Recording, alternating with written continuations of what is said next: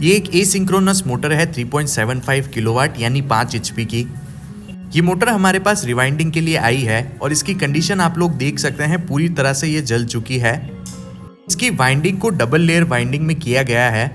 इस वीडियो में हम लोग कंप्लीट इसकी रिवाइंडिंग करने वाले हैं और मैं आपको कनेक्शन भी इसके सिखाने वाला हूँ। मोटर की नेम प्लेट को एक बार आप लोग देख लीजिए। 1400 आरपीएम की एसिंक्रोनस 3 फेस मोटर है। दोस्तों अगर चैनल पर नए हैं तो सब्सक्राइब जरूर कर दें मोटर वाइंडिंग की ऐसी और वीडियोस देखने के लिए, और वीडियो को लाइक जरूर करें। चाइना कंपनी की मोटर है ये। देखिए किस तरह से इसकी वाइंडिंग पूरी तरह से जल चुकी है। अब नॉर्मल इंडक्शन मोटर से इसका वाइंडिंग डेटा भी थोड़ा डिफरेंट है और इसकी वाइंडिंग डबल लेयर में है। तो वीडियो को शुरू से एंड तक जरूर देखें ताकि आप सारी चीजों को अच्छे से समझ पाएं। ये वाली मोटर की कनेक्शन साइट है जिसमें देखिए एक स्लॉट के अंदर फ्लैशिंग हो गई है, जिस वजह से पूरी वाइंडिंग जल गई है। टर्मिनल की तरफ टोटल 6 वायर बाहर निकले हैं। उसके बाद स्टार कनेक्शन किया है और नीचे की तरफ एक ब्रेक की सप्लाई दी है क्योंकि ये मोटर ब्रेक पर चलती है। अब दोस्तों सबसे पहले हम इसकी कटिंग करेंगे। इस मोटर के अंदर आप लोग देख सकते हैं वेजेस का भी यूज किया गया है। इसके अंदर 5, 7, 9 पिच है और डबल लेयर वाइंडिंग में मोटर है। पूरी डिटेल आपको वीडियो में आगे मिलने वाली है। स्लॉट की कटिंग इस तरह से करनी होती है कि अंदर की जो स्लॉट है वो डैमेज ना हो जाए, वरना आप जो नई वाइंडिंग डालेंगे उसके अर्थ होने के चांसेस हो जाएंगे।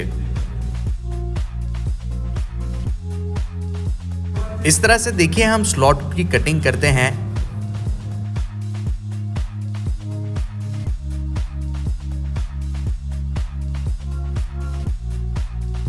देखिए कनेक्शन साइड की तरफ से हमने पूरी कटिंग कर दी है।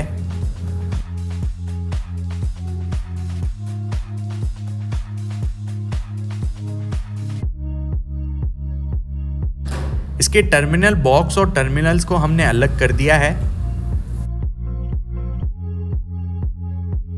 अब जो पीछे की तरफ टेपिंग करी है उसको निकालना होगा ताकि हम कॉइल्स को आसानी से बाहर निकाल पाएं।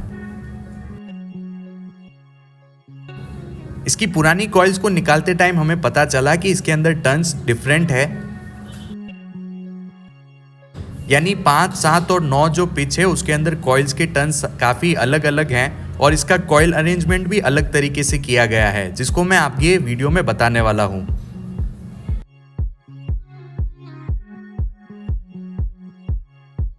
इसके टर्न्स और पूरी डिटेल नोट करने के बाद हम इसकी प्रॉपर क्लीनिंग करेंगे। इसके अंदर नॉमेक्स पेपर का यूज किया गया था और ये ओरिजिनल कंपनी की वाइंडिंग है। इस तरह से काफी आसानी से इसकी सारी कॉइल्स बाहर आ गई है। दोस्तों देखिए मोटर की कटिंग और क्लीनिंग होने के बाद हमने इसके अंदर पेपर इंसुलेशन कर दिया है। 7 का पीवीसी पेपर यूज किया है हमने इंसुलेशन में।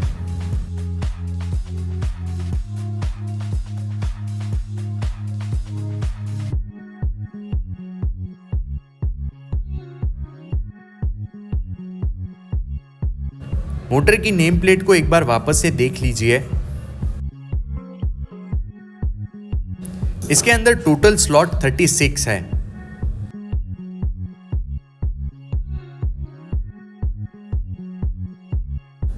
अब दोस्तों इसके मेजरमेंट्स आप लोगों को बता देता हूं। इसका कोर डायामीटर है 100 mm।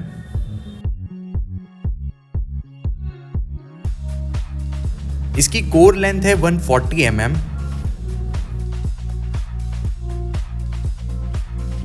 और इसका फ्रेम डायामीटर 160 mm है।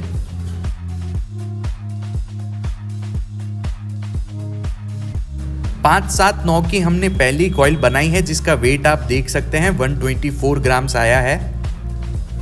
तीनों पिच के अंदर कॉइल्स डिफरेंट है और मोटर का पूरा वाइंडिंग डेटा आप स्क्रीन पर देख सकते हैं। वाइंडिंग को स्टार्ट करने से पहले मैं आप लोगों को बताने वाला हूं कैसे इसकी कॉइल्स को अरेंज किया गया है। चलिए दोस्तों अब मैं आपको इसका कॉइल अरेंजमेंट बता देता हूं। देखिए इसके अंदर 5, 7, 9 पिच है जिसको हम डबल लेयर में अरेंज करने वाले हैं। मैंने आपके सामने पेपर पर स्लॉट्स बना दिए हैं जिनको आप समझ पाएंगे आसानी से। देखिए हम सबसे पहले 5 वाली पिच की कॉइल को डालेंगे 1 से 5 काउंट करके। कुछ इस तरह से। इसके बाद दोस्तों इसकी पास वाले स्लॉट में आएगी 1 से 7 पिच की कॉइल।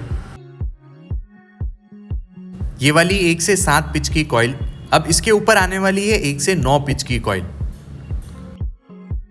इस तरह से हमने देखिए पहली कॉइल डाल दी है 5, 7 और 9 पिच की।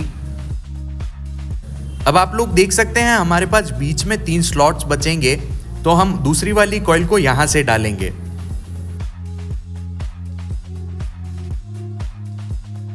यहां से हमें 5 वाली कॉइल को डालना है, 1 से 5 काउंट करके कुछ इस तरह।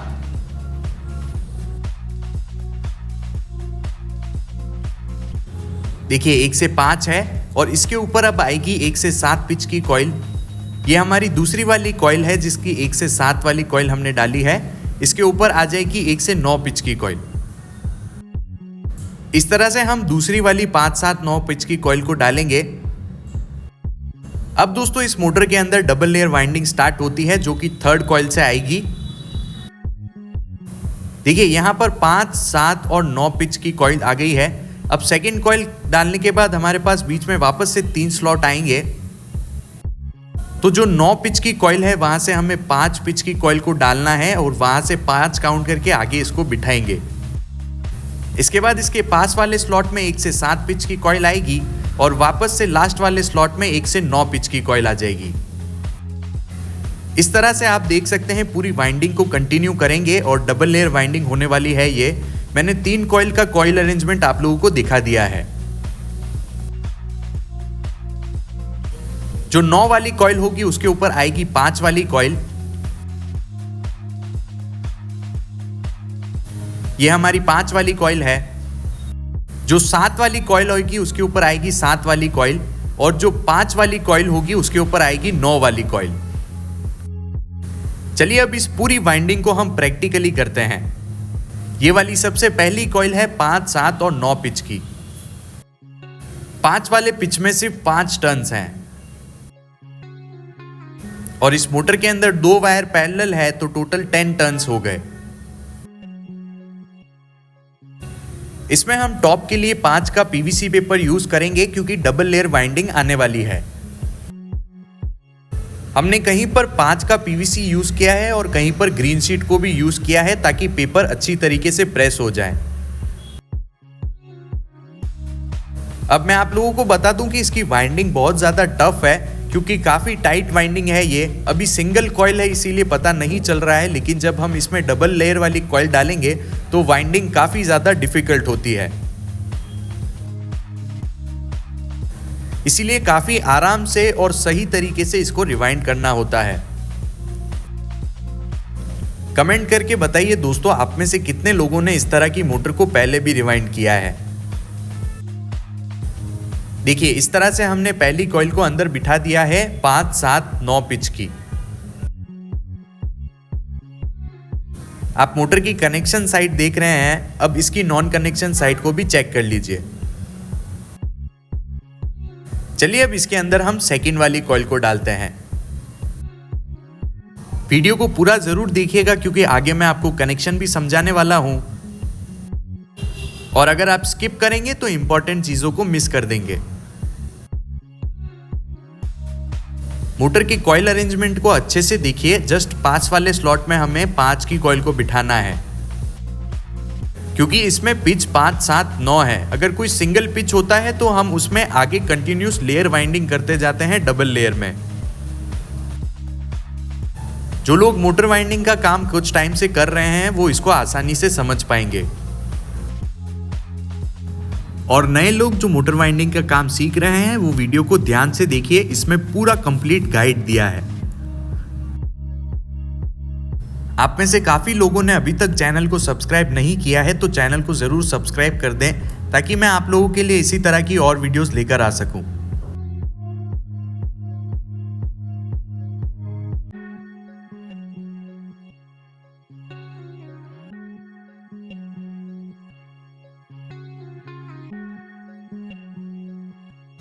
दोस्तों देखिए हमने 2nd वाली कॉइल को भी डाल दिया है। अब हमें स्लॉट को प्रेस करना पड़ेगा क्योंकि हमें डबल लेयर वाइंडिंग करनी है। इसके ऊपर एक और कॉइल को बिठाना है। पेपर को प्रेस करते टाइम ये प्रॉब्लम होती है, पेपर सरक जाते हैं, इसीलिए हमने इसके अंदर आगे ग्रीन की पेपर यूज किया है, यानी जो ग्रीन शीट होती है हमारी उसको यूज किया है। अब ये थर्ड वाली कॉइल है, इसका कॉइल अरेंजमेंट आप लोग ध्यान से देखिए।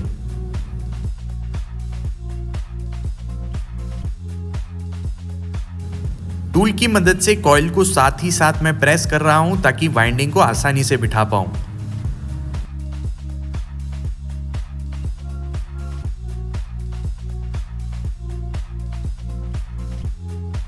यहां से इसकी डिफिकल्ट वाइंडिंग स्टार्ट होती है क्योंकि अब डबल लेयर वाइंडिंग आ चुकी है।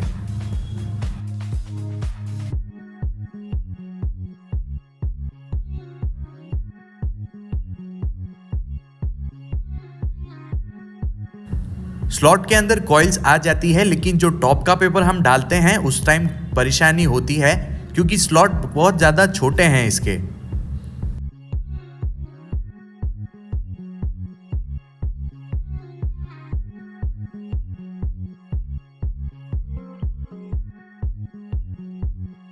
इसी तरह से हमने मोटर के अंदर टोटल 4 कॉइल्स को डाल दिया है। हमने सेपरेटर को अभी नहीं लगाया है क्योंकि कॉइल काफ़ी छोटी है तो सेपरेटर बाहर निकल जाते हैं, इसलिए पूरी वाइंडिंग होने के बाद हम आराम से इसमें सेपरेटर लगा सकते हैं।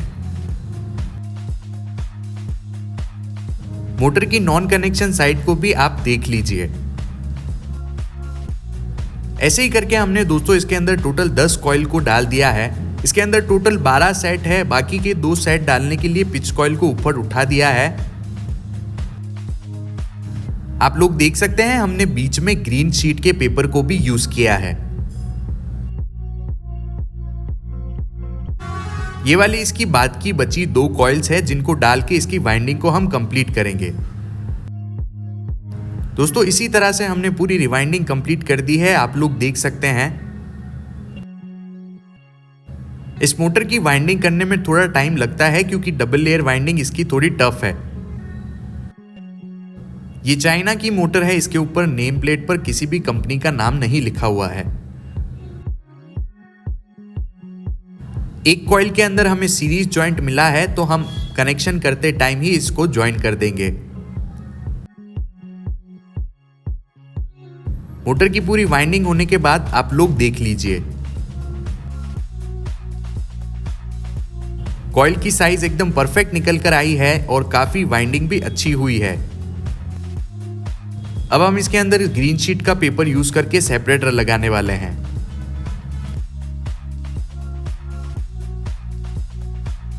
ये इसकी सेपरेटर की कटिंग है, कुछ इस तरह से हमने सेपरेटर का नाप निकाला है।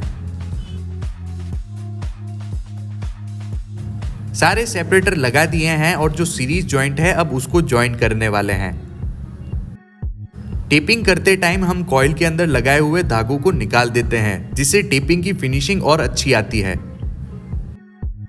इसके अंदर टेपिंग के लिए हमने कॉटन टेप का यूज किया है और धागे को नहीं निकाला है ताकि इसकी जो सेपरेटर है वो बाहर नहीं आएंगे। डबल लेयर वाइंडिंग है, अगर हम धागे को ऐसे निकालेंगे क्रॉस में तो सेपरेटर सारे बाहर आ जाते हैं, इसीलिए हम कॉटन टेप को रिवर्स करके निकालते हैं ताकि सेपरेटर की पकड़ अच्छे से आ जाए। मोटर वाइंडिंग की ये कुछ टिप्स एंड ट्रिक्स होती है जिनको मैं अलग से एक वीडियो में लेकर जरूर आऊंगा।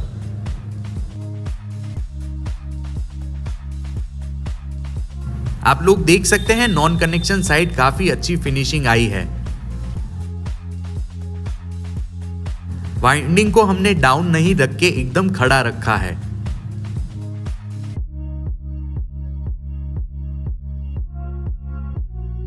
ये देखिए इसकी नॉन कनेक्शन साइड की पूरी टेपिंग कंप्लीट हो गई है। आप लोग देख सकते हैं सेपरेटर काफी अच्छी तरीके से अंदर की तरफ लग गए हैं एंड तक। अब हमने वही सेपरेटर कनेक्शन साइड की तरफ लगाना स्टार्ट कर दिया है।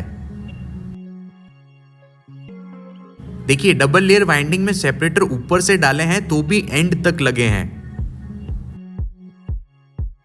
यही कुछ चीजें होती है मोटर वाइंडिंग करते टाइम जिनका हमें ध्यान रखना होता है। दोस्तों अब इसके कनेक्शन की बारी आती है। देखिए 1400 आरपीएम के अंदर सिंपल कनेक्शन है। हमने इसके अंदर टोटल 9 जंपर्स लगाए हैं। 135 के स्टार्ट को बाहर निकालने के बाद एंड टू एंड और उसके बाद स्टार्ट टू स्टार्ट वापस से एंड टू एंड, इस तरह से इसके अंदर टोटल 9 जंपर लगे हैं। पूरे कनेक्शन का डायग्राम लिंक आपको आई बटन पर मिलेगा या फिर आप डिस्क्रिप्शन में देख सकते हैं, वहां से भी आपको कनेक्शन के डायग्राम का लिंक मिल जाएगा। दोस्तों अगर आप लोगों को इसके कनेक्शन में डाउट है तो कनेक्शन डायग्राम आप लोग जरूर से देख लेना। बाकी काफी सिंपल कनेक्शन है इसके अंदर 1400 आरपीएम 12 सेट के। जो ऑर्डिनरी कनेक्शन हम करते हैं वही वाले कनेक्शन है। अब दोस्तों इसके बाद हमने इसकी 6 लीड्स को बाहर निकाल के पूरी टेपिंग भी कंप्लीट कर दी है कनेक्शन साइड की। इसके अंदर स्टार बना हुआ है जो कि टर्मिनल पर ही है, मोटर के अंदर नहीं है। ये ब्रेक वाली मोटर है इसीलिए स्टार में एक ब्रेक की सप्लाई भी जाती है। दोस्तों होपफुली आपको ये वीडियो पसंद आई होगी। मिलता हूँ दोस्तों ऐसी किसी नेक्स्ट मोटर वाइंडिंग की वीडियो में। Thank you for watching.